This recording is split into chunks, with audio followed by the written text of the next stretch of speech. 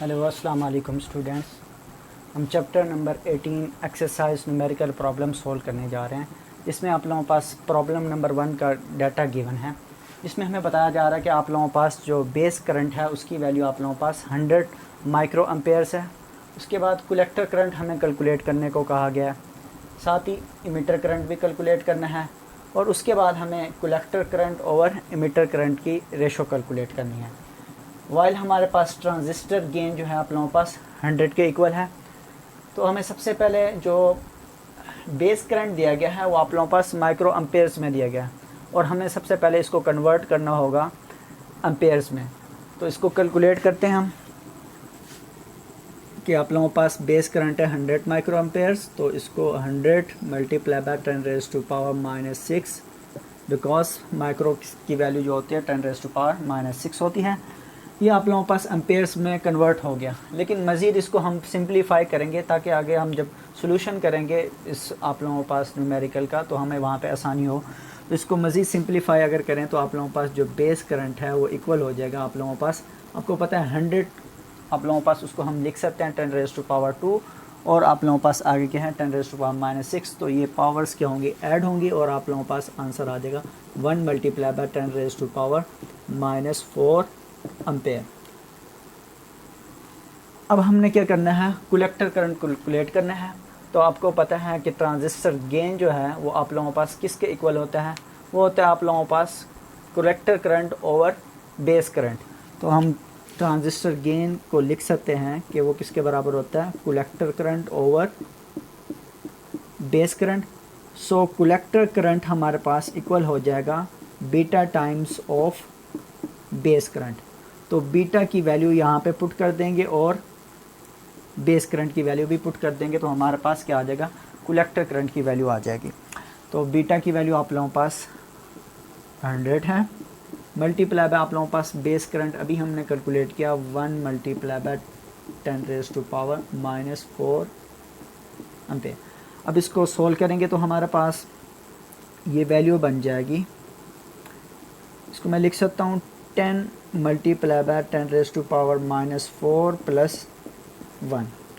ठीक है, आप लोगों ने 100 को लिख सकते हैं 10 मल्टीप्लाई बाय 10, तो आप लोगों के पास एक 10 जो है हमने क्या कर दिया इसके साथ लिख दिया, मतलब यहाँ पे आप लोगों के पास पावर पॉजिटिव है, ये नेगेटिव है, तो इसमें आप लोगों के पास +1 ऐड हो गया। तो ये आप लोगों के पास आ जाएगा 10 इंटू मल्टीप्लाई बाय 10⁻⁻³ एम्पेयर्स। सो इसको हम लिख सकते हैं 10⁻⁻³ आप लोगों को पता है मिली के बराबर होता है, तो आप लोग लिख सकते हैं 10 मिली एम्पेयर। तो कलेक्टर करंट हमारे पास किसके बराबर आ गया, 10 मिली एम्पेयर्स के बराबर आ गया। सेकंड हमने क्या करना था, मीटर करंट कैलकुलेट करना था। अब हम मीटर करंट कैलकुलेट कर लेते हैं। आपको पता है जो इमीटर करंट होता है इक्वल होता है आप लोगों के पास sum of base current plus collector current. ये बेस करंट प्लस आप लोगों के पास कलेक्टर करंट।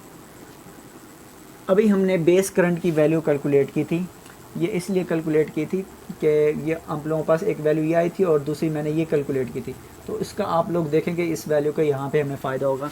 इसको मैं लिख सकता हूँ 1 मल्टीप्लाई बाय 10⁻⁻⁴ एम्पेयर्स प्लस आप लोगों के पास कलेक्टर करंट की वैल्यू आप लोग यहाँ से लिखेंगे। कलेक्टर करंट किसके बराबर है, beta times of base current. तो बीटा की वैल्यू 100 मल्टीप्लाई बाय 10⁻⁻⁴, तो मैं ये यहाँ से कलेक्टर करंट की वैल्यू लिखूँगा 100 मल्टीप्लाई बाय 10⁻⁻⁴।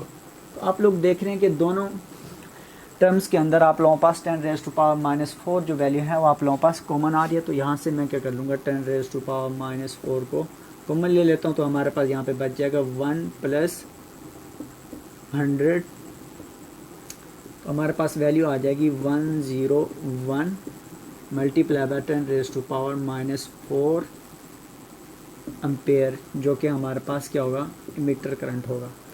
इसको मज़ीद हम सिंप्लीफाई अगर करेंगे तो आप लोगों को पता है कि आप लोगों का जो डेसिमल पॉइंट है वो कहाँ पे मौजूद है, यहाँ पे मौजूद है। अगर डेसिमल पॉइंट को मैं क्या करूँ, यहाँ से यहाँ पर शिफ्ट करूँ तो ये मैं वैल्यू लिख सकता हूँ 10.1।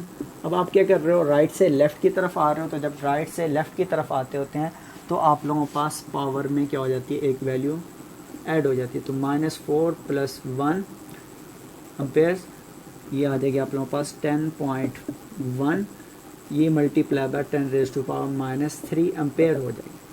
इसको अब मज़ीद लिख सकते हैं 10.1, 10⁻³ किसके बराबर होता है आप लोगों के पास मिली, तो ये आप लोगों के पास इमिटर करंट आ गया है 10.1 मिली एम्पेयर्स।